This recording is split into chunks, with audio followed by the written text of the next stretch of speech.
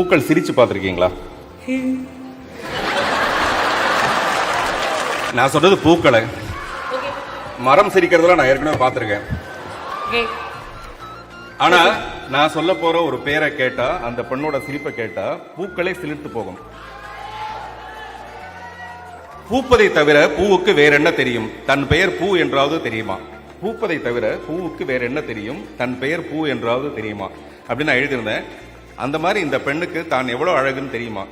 அது ஒரு கொள்ளை அழகு, கொள்ளை போக போற அழகு, இப்படி ஒரு அழகுன்னு தனக்கு தெரியுமா இந்த மலருக்கு?